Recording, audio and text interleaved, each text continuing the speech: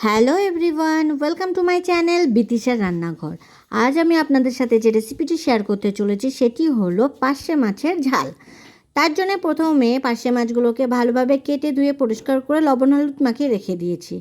এরপর কড়াইতে তেল গরম করে একে একে লবণ হলুদ মাখানো পার্শে মাছগুলোকে দিয়ে দেব।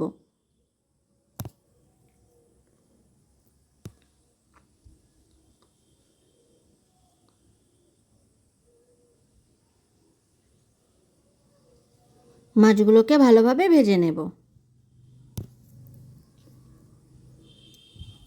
মাছগুলো দু পিঠ ভালোভাবে ভাজা হয়ে গেছে, মাছগুলোকে তুলে নেব।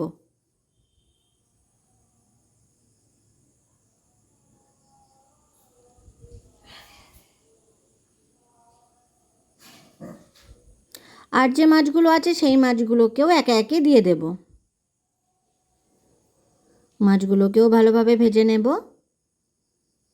মাছগুলো ভালোভাবে ভাজা হয়ে গেছে, মাছগুলোকে তুলে নেব।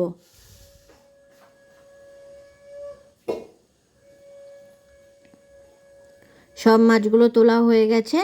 এরপর কড়াইতে তেল গরম করে দিয়ে দেব কালো জিরে ফোড়ন। এরপর দিয়ে দেব পেঁয়াজ কুচি। পেঁয়াজ ভালোভাবে ভাজা করে নেব।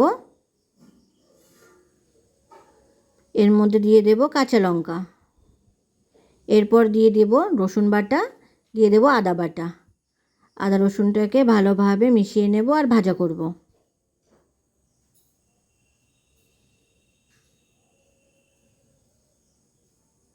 আদা রসুনের কাঁচা গন্ধটা চলে গেলে এর মধ্যে দিয়ে দেব টমেটো কুচি।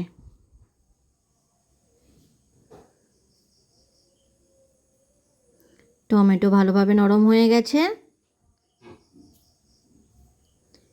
এরপর দিয়ে দেব পরিমাণ মতো লবণ আর দিয়ে দেব পরিমাণ মতন হলুদ। লবণ হলুদ ভালোভাবে মিশিয়ে নেব। এরপর দিয়ে দেব জিরে গুঁড়ো, দিয়ে দেব ধনে গুঁড়ো, দিয়ে দেব গোলমরিচ গুঁড়ো আর দিয়ে দেব শুকনো লঙ্কার গুঁড়ো। মশলাগুলোকে ভালোভাবে টমেটোর সাথে মিশিয়ে নেব আর কষবো।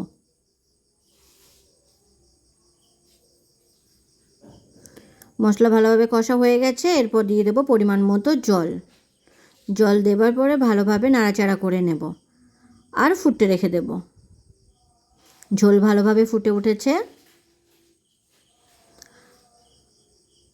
আরও কিছুক্ষণ এইভাবে ফুটতে রেখে দেব। এরপর এর মধ্যে দিয়ে দেব ভেজে রাখা মাছগুলোকে।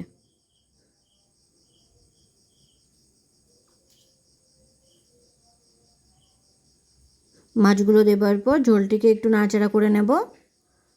আরও কিছু সময়ের জন্য ঝোল ফুটতে রেখে দেব।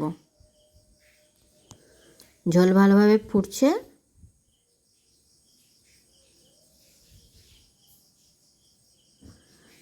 আর কিছু সময় ফুটলেই তৈরি হয়ে যাবে আমাদের পার্শে মাছের ঝাল। তৈরি হয়ে গেছে আমাদের পার্শে মাছের ঝাল। ভিডিওটি কেমন হয়েছে অবশ্যই কমেন্ট করে জানাবেন। আর ভিডিওটি যদি আপনাদের ভালো লেগে থাকে তাহলে চ্যানেলটিকে সাবস্ক্রাইব করে পাশে থাকবেন।